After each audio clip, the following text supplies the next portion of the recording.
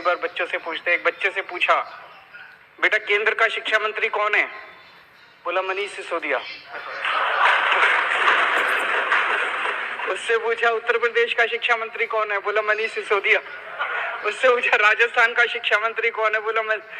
इस देश में एक ही शिक्षा मंत्री है और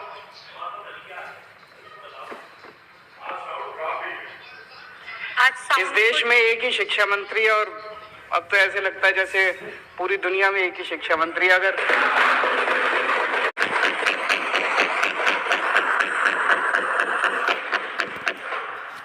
आदरणीय अध्यक्ष महोदय,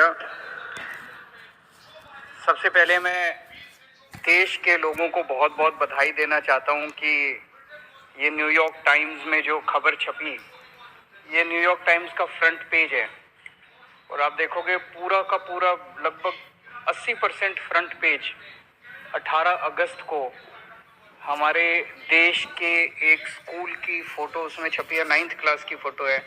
हमारे बच्चे कितने सुंदर लग रहे हैं इसमें।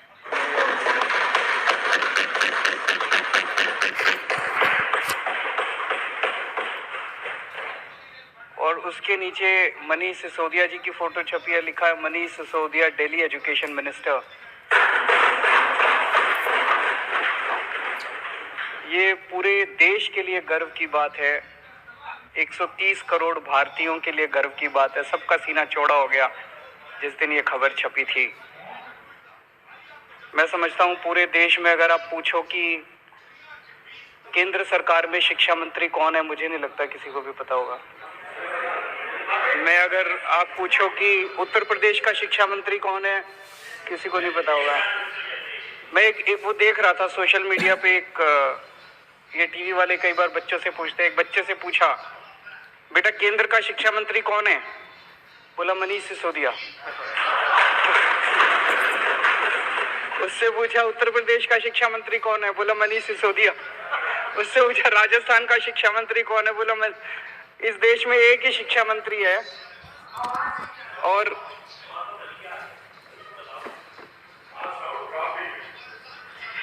इस देश में एक ही शिक्षा मंत्री है और अब तो ऐसे लगता है जैसे पूरी दुनिया में एक ही शिक्षा मंत्री। अगर अमेरिका वालों से पूछो कौन शिक्षा मंत्री, तो वो भी कह रहे हैं भाई मनीष सिसोदिया। तो ये हर भारतीय के लिए गौरव की बात थी, बहुत गर्व की बात थी। सब लोगों को बहुत अच्छा लगा। ये खबर छपी थी 18 अगस्त को और उसी के एक हफ्ते बाद 25 अगस्त को इसी अखबार में, अमेरिका के इसी अखबार में ये एक और खबर छपी थी। Modi's India is where global democracy dies. Modi के भारत में जनतंत्र की हत्या हो रही है। इसी के एक हफ्ते बाद एग्जैक्टली 25 अगस्त को यह खबर छपी है। बहुत तकलीफ होती है जब दुनिया के किसी भी कोने में, किसी भी अखबार में अगर देश के खिलाफ कोई खबर छपती है, भारत के खिलाफ कोई खबर छपती है, हर भारतीय के दिल में बहुत पीड़ा होती है। इस किस्म की खबर अगर छपती है तो बहुत तकलीफ होती है। आज देश में दिल्ली सरकार शायद अकेली सरकार है जो ऐसे ऐसे काम कर रहे हैं जिसकी चर्चा पूरी दुनिया में हो रही है। पूरी दुनिया के अंदर आज देश का नाम रोशन कर रहे हैं। जैसे डोनाल्ड ट्रंप साहब की वाइफ आई थी, वो मेलेनिया ट्रंप, मैंने पता किया चारों तरफ से, हर जगह अपने पति के साथ, अमेरिका के राष्ट्रपति के साथ जाया करती थी दुनिया के हर देश में। मैंने पता किया भाई कहाँ कहाँ गई, जहां वो स्कूल देखने गई। अभी तक कहीं पूरी दुनिया में कोई स्कूल देखने नहीं गई। जब दिल्ली में आई तो बोली हम दिल्ली सरकार के आम आदमी पार्टी के स्कूल देख के आऊंगे। ये तो गर्व की बात है, पूरे देश के लिए गर्व की बात थी। यूएन के फॉर्मल सेक्रेटरी जनरल बान की मून साहब दिल्ली आए, स्पेशली दिल्ली के मोहल्ला क्लिनिक देखने के लिए। और ये खबर कि वो दिल्ली आके मोहल्ला क्लिनिक देखने के, ये पूरी दुनिया के सारे अखबारों में छपी, सारे देशों के सारे अखबारों में ये खबर छपी कि बान की मून और नॉर्वे की फॉर्मर प्राइम मिनिस्टर दोनों दिल्ली के मोहल्ला क्लिनिक देखने के लिए आए। फिर अभी सिंगापुर में, सिंगापुर की सरकार ने मेरे को कहा जी आप बहुत अच्छा काम कर रहे हो, हम आपके लिए पूरी दुनिया के मेयर बुलाएंगे और उन सारे मेयर को आके आप बताओ कि आप कैसे अच्छा काम कर रहे हो, उनको सिखाओ। ये तो देश के लिए कितने गौरव की बात है कि हमारे देश के किसी आदमी को बुलाया गया कि सिंगापुर, पूरी दुनिया के मेयर को हमें सिखाने का मौका मिलता। पूरा देश इसकी वजह से बड़ा खुश है। लेकिन जितनी राष्ट्र विरोधी ताकतें हैं, जितने लोग इस देश से नफरत करते हैं, इस देश की तरक्की से नफरत करते हैं, इस देश के विकास से नफरत करते हैं, जो लोग नहीं चाहते ये देश तरक्की करे, 75 साल के अंदर इस देश को घोट के रखा गया वेस्टेड इंटरेस्ट्स के द्वारा, उन सारे लोगों ने अब षड्यंत्र करके मिलके और ये किया, यार इनको बंद करो अब ये, अगर इसी तरह से ये आगे बढ़ते रहे तो बड़ी मुश्किल हो जाएगी। और इन लोगों ने मिलके एक षड्यंत्र रचा कि दिल्ली की सरकार गिराई जाए, दिल्ली की सरकार खत्म की जाए। ये दिल्ली की सरकार जब तक खत्म नहीं करेंगे तब तक ये इसी तरह से अच्छा काम करते रहेंगे। कि जितनी राष्ट्र विरोधी ताकतें सारे इकट्ठे हो गए हमारे खिलाफ, सारों ने इकट्ठा होकर ये षड्यंत्र रचा। षड्यंत्र रच के सबसे पहला काम इन्होंने किया, मनीष सिसोदिया के ऊपर एक झूठा आरोप लगाया। बोला मनीष सिसोदिया शराब में पैसे खा गया। हमने बार बार इनसे पूछा जी क्या पैसे खा गया, क्या घोटाला क्या है? तो सच होता है, सच एक होता है, झूठ कई होते हैं उसके। तो इनका एक आदमी बोला जी 1.5 लाख करोड़ रुपए का शराब घोटाला हो गया। 1.5 लाख करोड़ तो दिल्ली का बजट ही नहीं है, इतना शराब घोटाला कहां से हो गया? फिर इनका एक प्रवक्ता था, एक बड़ा सीनियर लीडर, एक डिबेट में बैठा था, वो कहता है 8,000 करोड़ रुपए का घोटाला हो गया। तो मैं देख रहा था, सौरभ उसके साथ था। सौरभ ने पूछा घोटाला क्या है? तो वो कुछ कागज लेके बैठा था, बोला घोटाला, उसको समझ ही ना आए घोटाला क्या है। तो मेरे ख्याल से बता नहीं पाया वो घोटाला बता ही नहीं पाया। फिर उसके बाद इनके 2 बड़े नेताओं ने एक प्रेस कॉन्फ्रेंस करी, बोले 1100 करोड़ का घोटाला हो गया। 1100 करोड़ का घोटाला क्या हो गया भाई? 1100 करोड़ का घोटाला। उनसे पूछा क्या घोटाला हो गया, तो वो भी कुछ इधर उधर की। फिर एलजी साहब ने एक रिपोर्ट बना के बताते हैं, भेजी, अखबार वाले कहते हैं, ये मीडिया वाले कहते हैं, जिसमें कह रहे लिख रखा है 144 करोड़ का घोटाला हो गया। और अब सीबीआई ने जो एफआईआर करी है उसमें लिखा है 1 करोड़ का घोटाला हुआ है। और घोटाला क्या है सीबीआई की एफआईआर में? उसमें लिखा है कि एक शराब के वाले ने दूसरे शराब वाले के बैंक अकाउंट में 1 करोड़ रुपए जमा कराए। उसमें मनीष का क्या लेना देना है यार? एक शराब वाले ने दूसरे को 1 करोड़ रुपए जमा कराए बैंक अकाउंट में, कि क्या घोटाला है? घोटाला क्या है ये समझ ही नहीं रहा अभी तक। ये अभी आज है नहीं, आठों को अगर आप अगले अलग अलग कमरे में बिठा देते और एक एक से पूछते बेटा घोटाला क्या है, तो 5 को तो पता ही नहीं होता घोटाला क्या है। 3 अगर कुछ बताते तो ये कुछ बताता, ये कुछ बताता और ये कुछ बताता, क्योंकि झूठ तो अलग अलग होता है ना, सच एक होता है। सच क्या है? कोई घोटाला नहीं हुआ, सबसे ट्रांसपेरेंट पॉलिसी थी, कोई घोटाला नहीं हुआ। ये सब झूठे आरोप लगा रहे हैं। आरोप लगा के इन्होंने एफआईआर कर दी मनीष सिसोदिया के खिलाफ। अगले दिन रेड करने इनके घर पहुंच गए, 14 घंटे तक रेड करी। कितने कमरे हैं आपके यहाँ? 4-5 कमरे हैं। 4-5 कमरे में टॉयलेट, 2-3 टॉयलेट हैं, रसोई है। सारा छान मारा इन्होंने, सारा छान मारा इन्होंने, इतना गहन जांच करी। दीवारों यूं करके देखा, खोखली तो नहीं है दीवार, इसमें तो जेवर नहीं रख रखे, इसमें जो पिक्चरों में दिखाते। फिर वो उन्होंने गद्दे भी फाड़ के देखे, गद्दों में तो नहीं रख रखे, तकिए फाड़ के देखे, इनके सारे कपड़े, अलमारी, फलाना सारा करा के शाम को निकल गए। 98 भी नहीं मिली, 54 भी नहीं मिली, अनअकाउंटेड 54 भी नहीं मिली। कोई जेवर नहीं मिले, कोई पैसा नहीं मिला, कोई जमीन जायदाद के कागज नहीं मिले, कोई इनक्रिमिनेटिंग डॉक्यूमेंट्स नहीं मिले, कोई दस्तावेज कुछ नहीं मिला। मतलब मैं पूछ रहा था इनसे कि 30-35 लोग आए थे, उनके खाने का खर्चा भी नहीं निकला रेड के अंदर, रेड का खर्चा भी नहीं निकला और वो चले गए। आज 7 दिन हो गए, 8 दिन हो गए रेड को, अभी तक कुछ पता नहीं चला भाई इनके यहाँ क्या निकला। कुछ नहीं निकला इनके यहाँ, पूरी की पूरी फर्जी रेड थी। जब रेड खत्म हो गई तो हम सोच रहे थे क्यों कर रहे हैं। अगले दिन मनीष सिसोदिया जी के पास इनका कोई आदमी संदेश भेजता है, ये लोग संदेश भेजते हैं, बोले जी ऊपर से है ये, टॉप से, वहां से संदेश ये है कि आप केजरीवाल का साथ छोड़ दो, आम आदमी पार्टी तोड़ के 2-4 एमएलए और ले आओ, हम आपको आम आदमी पार्टी की सरकार अब गिराने जा रहे हैं बहुत जल्दी, ऑपरेशन लोटस चालू है दिल्ली के अंदर, आपको हफ्ते 10 दिन के अंदर दिल्ली का मुख्यमंत्री बना देंगे। दूसरा बोलिए सारे तुम्हारे सीबीआई और ईडी के केस खत्म कर देंगे। तो इसने कहा सीबीआई ईडी के केस में तो कुछ है ही नहीं, सारा फर्जी केस है, कल तुम जांच वांच भी करके ले गए, कुछ भी नहीं मिला तुमने, मैंने ढेला मैंने कमाया नहीं, कुछ करा नहीं, तो इस केस तो तुम करते रहो, मेरे को क्या डर है। और बोले मंत्री सीएम बनने का मेरे को कोई ख्वाब नहीं है, मेरे तो शिक्षा मंत्री बन के खुश हूं। बड़ी बात है।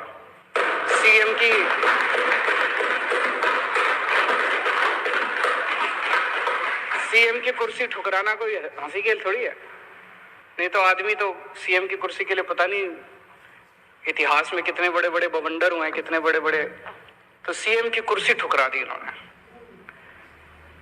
मैंने पिछले जन्म में कुछ पुण्य किए होंगे जो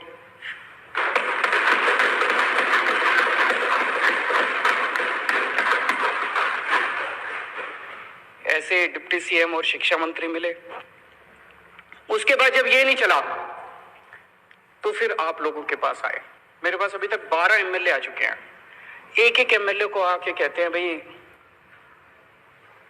20-20 करोड़ रुपए ले ले और टूट के आ जा, 2-4 को और लाएगा तो तेरे को 25 करोड़ देंगे, और नहीं तो जैसे मनीष सिसोदिया का हाल करा तेरे ऊपर भी रेड करेंगे, तेरे को गिरफ्तार करेंगे, सीबीआई और ईडी छोड़ देंगे तेरे खिलाफ। भाई साहब सलाम करता हूं आप सबको।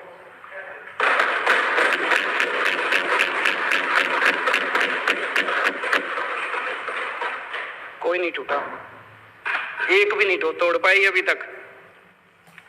सारे आरोप झूठे हैं इनके। तो जो पता चला उनको एमएलए को, इन्होंने कहा भाई 40 एमएलए हमें चाहिए, 40 एमएलए तोड़ने हैं, 20-20 करोड़ रुपए एक को देंगे। 800 करोड़ रुपए इन्होंने कहीं रख रखे हैं दिल्ली में। ऑपरेशन लोटस दिल्ली इस नाम से चल रहा है, ऑपरेशन लोटस दिल्ली के नाम से इनका पूरा ये ऑपरेशन है। 800 करोड़ रुपए इन्होंने कहीं रख रखे हैं 20-20 करोड़ के हिसाब से। सब ये पूछ रहे हैं कि ये 800 करोड़ रुपए कहाँ हैं, किसके हैं। आज इस सदन में मैं बताऊंगा ये पैसे किसके हैं। आज मैं खुलासा करूंगा ये 800 करोड़ रुपए किसके हैं। लोग बता रहे हैं जी गुजरात के, पहले अभी थोड़ी देर पहले खबर आई है, एलजी साहब ने अब स्कूलों पे भी इंक्वायरी शुरू कर दी। तो कह रहे हैं भाई स्कूलों के बेसिकली तो रोकना है, स्कूल रुक जाएं, अस्पताल रुक जाएं, जितने अच्छे काम हो रहे हैं वो रुक जाएं, जनता को तकलीफ हो रही है। तो सब कह रहे हैं गुजरात की वजह से हो रहा है। गुजरात में जैसे जैसे हमारा ग्राफ बढ़ता जा रहा है, पागलपन छाया हुआ गुजरात में, लोग दुखी हो चुके हैं इन लोगों से। जहां जाते हैं हर गांव, पूरे के पूरे गांव आम आदमी पार्टी के साथ जोड़ते जा रहे हैं गुजरात। किसी ने सोचा नहीं था। लोग तो कहते थे इनका गढ़ है, कोई गड़बड़ नहीं है, गढ़ टूट रहा है, इनका किला ठहरा है।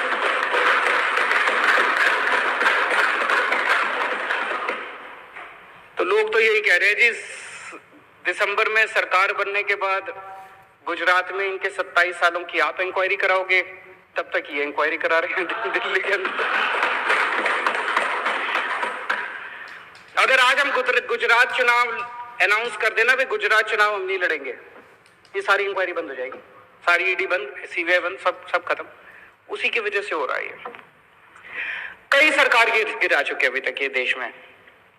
गोवा की सरकार गिराई, कर्नाटक की सरकार गिराई, महाराष्ट्र की सरकार गिराई, असम की सरकार गिराई, मध्य प्रदेश की सरकार गिराई, बिहार की सरकार गिराई, अरुणाचल प्रदेश की सरकार गिराई, मणिपुर की सरकार गिराई, मेघालय की सरकार गिराई।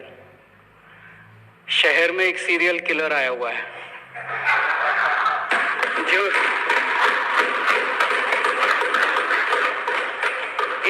एक के बाद मर्डर करता जा रहा है, एक के बाद एक मर्डर करता जा रहा है। जनता सरकार चुनती है, ये सरकार गिरा देते हैं। मतलब जनता को तो रौंद रखा है। महाराष्ट्र में जनता ने एक सरकार चुनी, गिरा दी। गोवा में जनता ने एक सरकार चुनी, गिरा दी। जनता के पीछे पड़े हैं और सब जगह पैटर्न एक ही है। अभी जैसे महाराष्ट्र में भी हम लोगों ने देखा, जितने टूट के इधर से उधर गए, बताते हैं सबके पीछे सीबीआई ईडी पड़ी थी। सीबीआई और ईडी उनको बुला रही थी, जैसे वो इधर से उधर गए सीबीआई ईडी के केस बंद। सेम पैटर्न हर जगह यही चल रहा है। पहले ये सीबीआई और ईडी के केस लगाते हैं 4-5 के खिलाफ, तो दूसरे वाले सारे डर के, जिन्होंने गलत काम कर रखे होते हैं, वो सारे डर के फिर उनको मैसेज भेजते हैं, भाई तुम्हारा भी यही हाल कर देंगे तुम, तो सारे इनके पास आ जाते हैं, फिर ये तोड़ लेते हैं, फिर ये सरकार गिरा देते हैं। सेम पैटर्न है, वो जो सीरियल किलर का पैटर्न होता है, आपने वेब सीरीज देखी होंगी आजकल काफी आ रही है, जो सीरियल किलर का पैटर्न होता है ना, वैसे उसी पैटर्न, सेम पैटर्न है। यही पैटर्न इन्होंने दिल्ली में किया कि सीबीआई ईडी भेजी, पहले सत्येंद्र के खिलाफ भेजी, फिर मनीष के खिलाफ भेजी। अब आपको डरा रहे हैं कि तुम्हारा भी यही हाल कर देंगे, सत्येंद्र वाला हाल कर देंगे, तुम्हारा मनीष वाला हाल कर देंगे। डरा के ये दिल्ली में आम आदमी पार्टी को तोड़ना चाहते हैं।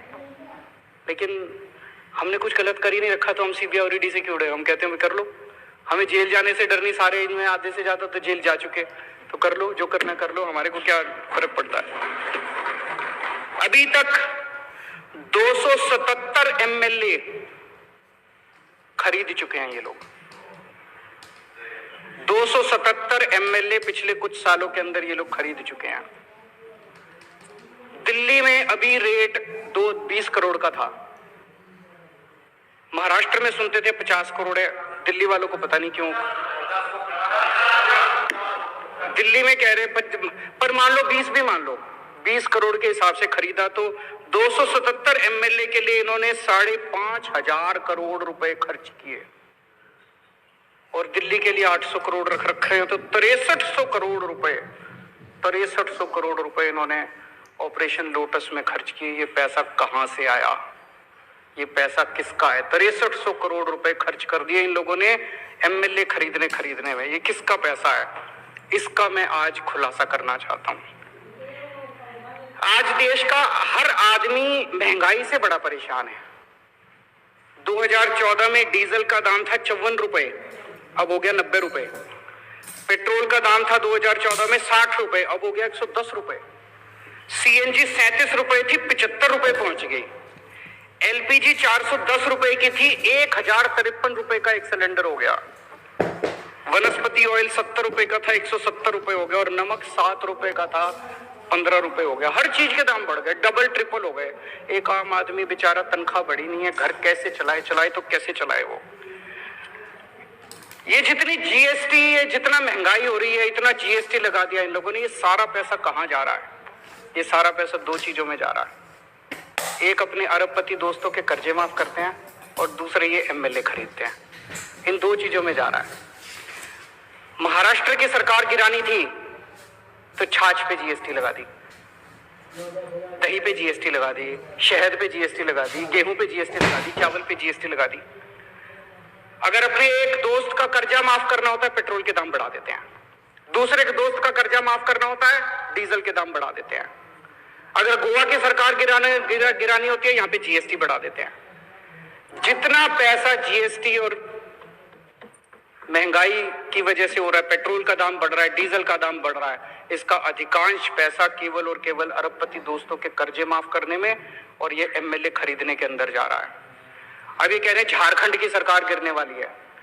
देख लेना, शर्तिया तौर पे मैं कह रहा हूं, अगले 10 दिन के अंदर कहीं ना कहीं जीएसटी या पेट्रोल या डीजल के दाम ना बढ़ जाए तो बढ़ेंगे, और वो सारा पैसा जो है वो एमएलए खरीदने के लिए जाएगा इनका झारखंड। आज मैं देश की जनता से कहना चाहता हूं, हमारे देश की जनता जरूरत पड़े तो देश के लिए बलिदान करने को तैयार है। आज मैं देश की जनता से पूछना चाहता हूं कि क्या आप इस तरह से इनके अरबपति दोस्तों के लिए इस तरह से पैसा लुटाते रहोगे? क्या आप एमएलए खरीदने के लिए अपने बच्चों के पेट काटते रहोगे?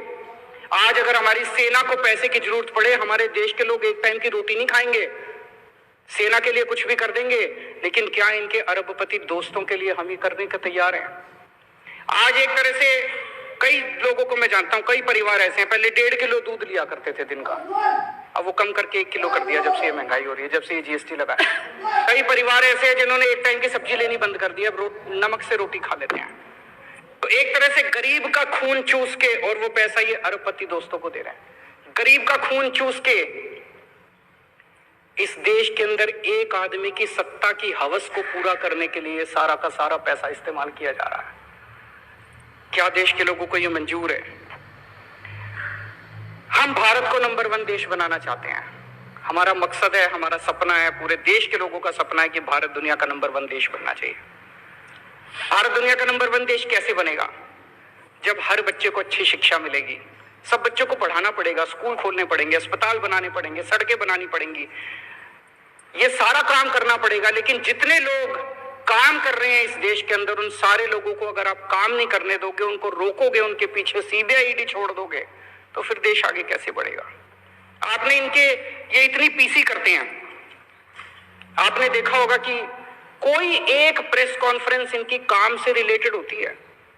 सारी पॉलिटिकल गाली गलौज इसके खिलाफ, उसके खिलाफ। और हमारी प्रेस कॉन्फ्रेंस देख लो, 90% हमारी प्रेस कॉन्फ्रेंस जो है काम से रिलेटेड होती है। स्कूल बना दिया जी, अस्पताल बना दीजिए, अब इतने मोहल्ले क्लिनिक खोल दीजिए, अब ये काम कर दीजिए।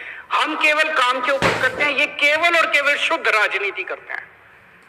ये जैसे अभी मैं देख कुछ कहते हैं कि इनके स्कूल बड़े खराब हैं, चलो हमारे यहाँ आ जाता हूँ, आपसे सीख लेते हैं। मगर आपने कोई अच्छा काम करा है आसाम के ऊपर, हमारे को तो कोई ईगो नहीं है, हम सीख लेते हैं आपसे, आप हमसे सीखो, हम आपसे सीखेंगे, तभी तो देश तरक्की करेगा। ये कहते हैं हम भ्रष्टाचार के खिलाफ लड़ाई लड़ रहे हैं, जितने भ्रष्टाचारी हैं उनके खिलाफ कर रहे हैं। ये लड़ाई भ्रष्टाचार के खिलाफ नहीं है, ये लड़ाई एक आदमी के स्वार्थ की लड़ाई है, एक आदमी की सत्ता की हवस की लड़ाई है। 15 अगस्त को लाल किले पे खड़े होकर उन्होंने कहा पूरे देश को कि मैं भ्रष्टाचार की लड़ाई लड़ रहा हूं, देशवासियों मुझे आपका साथ चाहिए। साहब, अगर आप भ्रष्टाचार की लड़ाई लड़ते तो आपको देशवासियों का साथ मांगने की जरूरत नहीं पड़ती। इसका मतलब आप जानते हैं कि देश आपके साथ नहीं है, आप ये जो नौटंकी कर रहे हो, इसका मतलब देश आपके साथ नहीं है, आपको मांगना पड़ रहा है। दिल्ली में मैंने भ्रष्टाचार की लड़ाई लड़ी, मैंने तो कभी नहीं कहा दिल्लीवासी खुद ही मेरे साथ हो रहे हैं। मैंने तो नहीं कहा दिल्लीवासियों मेरे को आपका साथ चाहिए।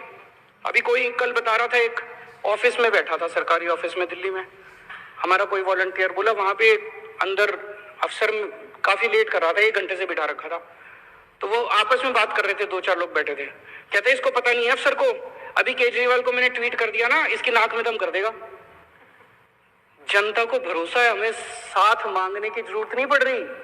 पंजाब के अंदर अभी हमने जिस तरह से भ्रष्टाचार के खिलाफ वार छेड़ा हुआ है, भगवंत मान ने तो कभी नहीं कहा मेरे को आपका साथ चाहिए।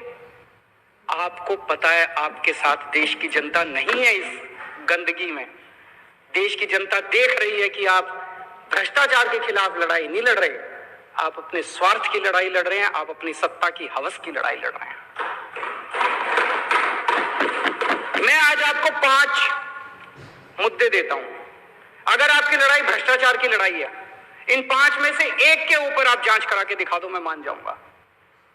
गुजरात में जाता हूं आजकल, गुजरात में इतने पेपर लीक होते हैं, इतने पेपर लीक होते हैं, और सारे इनके आदमी कराते हैं, सारे इनके आदमी कराते हैं। जनता तंग आ चुकी है, बच्चे तंग आ चुके हैं, सुसाइड कर रहे हैं, पेपर रोज लीक हो रहे हैं और इनके लोग करा रहे हैं। एक भी आदमी पेपर लीक के मामले में जेल नहीं गया। मैं चैलेंज करता हूं, एक आदमी को दिसंबर के चुनाव के पहले आप जेल भिजवा के दिखा दो, अगर हिम्मत है तो लड़ाई आपके भ्रष्टाचार के खिलाफ नहीं है, भ्रष्टाचार का तो आप बेनिफिशियरी हैं। इतना नशा गुजरात के अंदर बिक रहा है। बताते हैं, इनके दोस्त का एक पोर्ट है, वहां पे कम से कम 10,000 करोड़ रुपए की ड्रग्स पकड़ी जा चुकी होंगी। हिम्मत है तो सीबीआई ईडी वहां भी करके दिखा दो।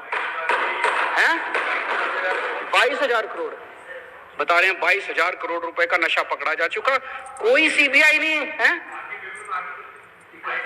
22,000 करोड़ रुपए की इनके दोस्त के यहाँ नशा पकड़ा गया, कोई सीबीआई नहीं, कोई ईडी नहीं। चोर यही नजर आता है इनको। मैं इनको चैलेंज करता हूं, जहरीली शराब से अभी 50 से ज्यादा आदमी मर गए जहरीली शराब से। इनके आदमी बेचते हैं, इनके आदमी जहरीली शराब बेचते हैं गुजरात के अंदर। मैं चैलेंज करके करता हूं, एक आदमी के खिलाफ सीबीआई ईडी करके दिखा, नहीं करेंगे। अभी साहब बुंदेलखंड एक्सप्रेसवे का उद्घाटन करने गए, प्रधानमंत्री बुंदेलखंड एक्सप्रेसवे का उद्घाटन करने गए, उद्घाटन करने के 5 दिन के बाद वो धंस गया। इससे बड़ी बेइज्जती नहीं हो सकती देश की, इससे बड़ी बेइज्जती देश की नहीं हो सकती। मेरे यहां अगर कोई होता ना दिल्ली में, ऐसी तैसी कर देता मैं। और इन्होंने कोई एक्शन नहीं लिया। उसके खिलाफ सीबीआईडी नहीं बता रहे, उसको 2 और 4 ठेके और दे दिए। बड़ा शाबाश, बहुत अच्छा काम किया। उसको 4 ठेके बता रहे हैं और दे दिए। बुंदेलखंड एक्सप्रेसवे धस गया, उसकी कोई सीबीआईडी नहीं है। 10 लाख करोड़ रुपए के कर्जे जिनके माफ करे, 10 लाख करोड़ रुपए के अपने अरबपति दोस्तों के इन्होंने कर्जे माफ कर दिए। उसमें कई लोगों ने बीजेपी को चेक में डोनेशन दे रखी है। इससे बड़ा सबूत रिश्वत का हो सकता है? भाई तुमने उससे डोनेशन ली और डोनेशन लेके उसके कर्जे माफ कर दिए, इससे बड़ा रिश्वत का सबूत क्या होगा? हिम्मत है तो जरा सीबीआईडी 5 केस दे दिए मैंने, आज कहोगे तो और 50 और दे देंगे। तो लड़ाई भ्रष्टाचार की नहीं है, लड़ाई स्वार्थ की है, लड़ाई सत्ता हथियाने की है, जनता को तंग करने की है। पिछले कुछ दिनों से ये चल रहा है कि इन्होंने इतने आदमी, इतने एमएलए तोड़ लिए, इतने एमएलए तोड़ लिए, इतने, मेरे पास कई फोन भी आ रहे हैं लोगों के कि जी सब ठीक है ना, 2-4 कितने गए, बहुत फोन आ रहे हैं मेरे पास। तो अध्यक्ष महोदया, मैं इस सदन के अंदर कॉन्फिडेंस मोशन लाना चाहता हूं। दिल्ली ये मर जाएंगे, कट जाएंगे, लेकिन ये टूटने वाले नहीं है। एक भी आदमी नहीं टूटा। कॉन्फिडेंस मोशन इस सदन के अंदर लाना चाहता हूं ताकि जनता के सामने ये साबित हो जाए कि बीजेपी का ऑपरेशन लोटस दिल्ली में आके ऑपरेशन कीचड़ बन गया। बहुत